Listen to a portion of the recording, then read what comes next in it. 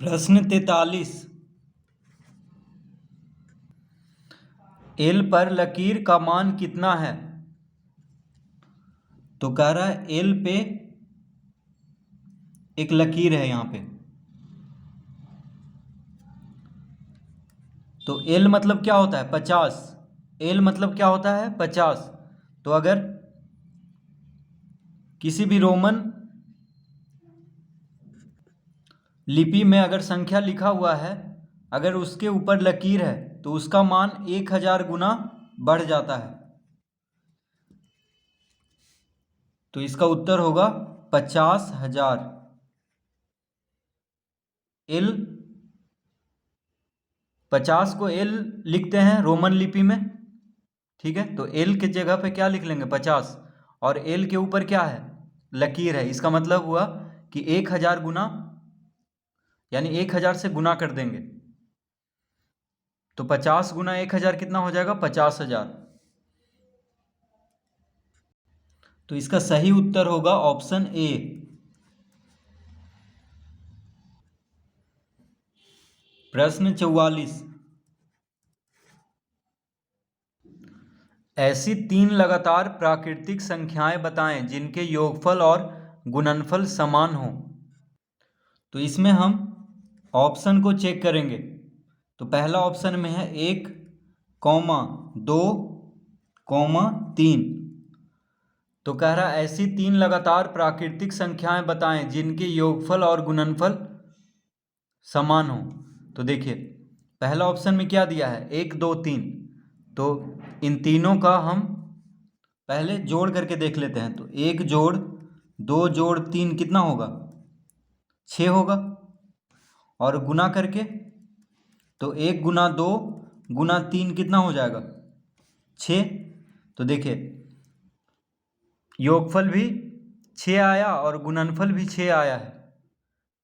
तो कह रहा है कि ऐसी 3 लगातार प्राकृतिक संख्याएं बताएं जिनके योगफल और गुणनफल समान हैं। तो 1, 2, 3 क्या है? 3 लगातार प्राकृतिक संख्याएं हैं जिसका योगफल और गुणनफल क्या है? समान है। देखिए दूसरा ऑप्शन को भी हम जांच करके देख लेते हैं। दूसरा ऑप्शन में है 2, 3, 4। अब इसको जोड़ करके पहले देखते हैं तो कितना होगा? 9। इसको गुना करके देख लेते हैं 24।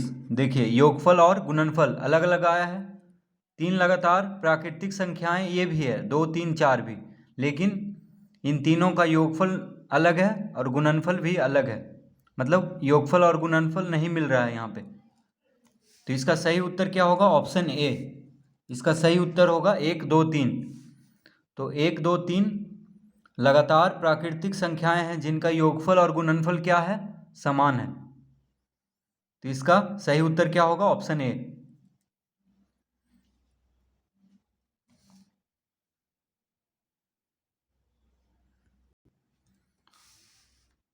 प्रश्न 45।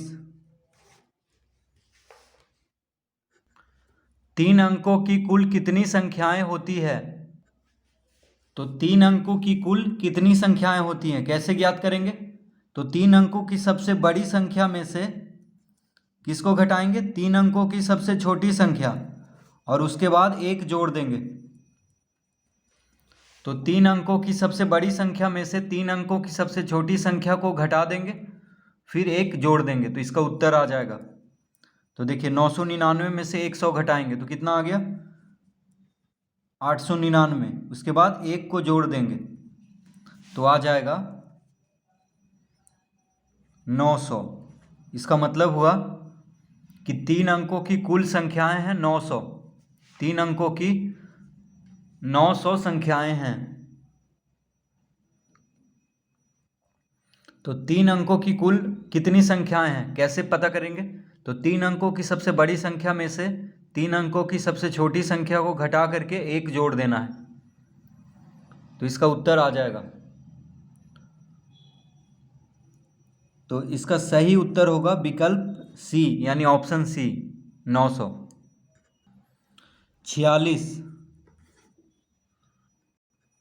679 में 3 अंकों की सबसे छोटी संख्या घटाने पर शेष बचेगा। 679 में 3 अंकों की सबसे छोटी संख्या घटाने पर क्या शेष बचेगा? तो 679 में 3 अंकों की सबसे छोटी संख्या घटाना है, तो 3 अंकों की सबसे छोटी संख्या क्या होता है?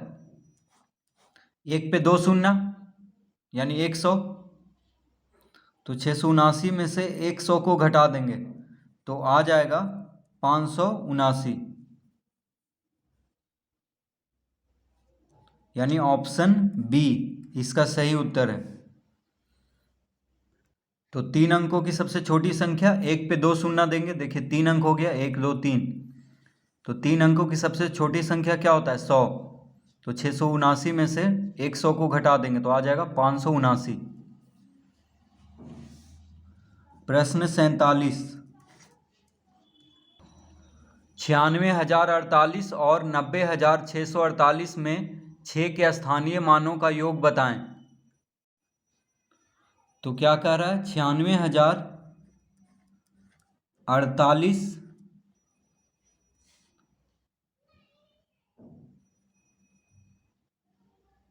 96,048 में 6 के स्थानीय मान क्या होगा? देखिए 6 कहाँ पे है?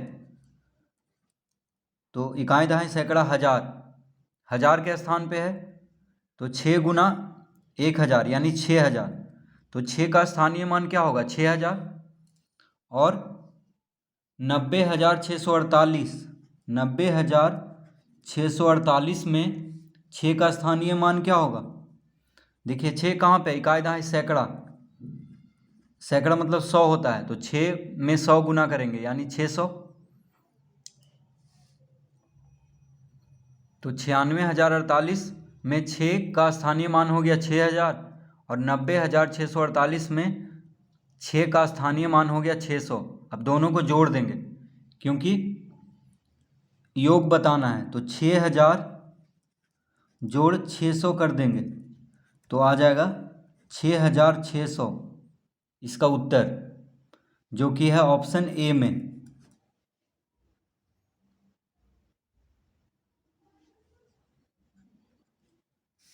प्रश्न 48, संख्या 34,609 में 3 और 6 के स्थानीय मानों का अंतर है। तो 34,609 में 3 और 6 के स्थानीय मान, देखिए 6 का स्थानीय मान क्या होगा? 6 कहाँ पे है? इकाई दहाई सैकड़ा, सैकड़ा मतलब होता है 100, यानी 6 गुना 100 करेंगे तो 600। 3 कहाँ पे है? इकाई दहाई सैकड़ा हजार 10,000, तो 3 गुना 10,000 करेंगे यानी 30,000 हो जाएगा। तो 34,609 में 3 का स्थानीय मान होगा 30,000, 6 का स्थानीय मान होगा 600। अब कह रहा है अंतर बताने के लिए, अंतर, तो 30,000 में से 600 को घटा देंगे, 30,000 माइनस 600 तो आ जाएगा 0 0, 10 में से 6 गया 4, ये हो गया 9 और ये हो गया 2, यानी 29,400। दोनों का अंतर कितना होगा? 29,400, जो कि है ऑप्शन ए में, माफ कीजिए ऑप्शन बी, ऑप्शन बी इसका सही उत्तर है 29,400। प्रश्न 49, 30 और 50 के बीच कितनी अभाज्य संख्याएं हैं? तो 30 और 50 के बीच कितनी अभाज्य संख्याएं हैं?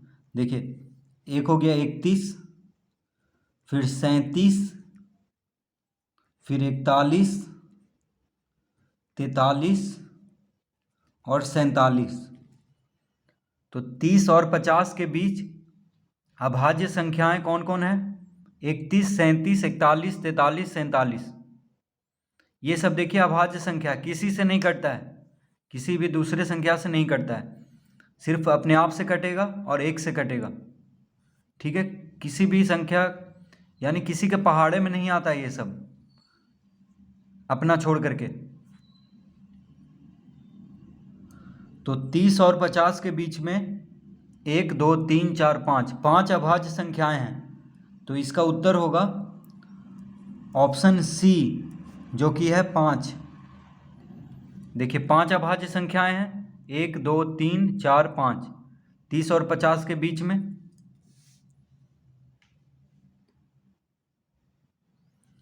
प्रश्न 50, 13 को कितनी बार जोड़ा जाए कि योगफल 117 हो। 13 को कितनी बार जोड़ा जाए, देखिए 13 को कितनी बार जोड़ा जाए कि योगफल 117 हो। तो 13 के पहाड़ा में 117 कितना बार में आता है, 9 बार में। 13 नंबर क्या होता है, 117, ठीक है। 13 नंबर होता है 117।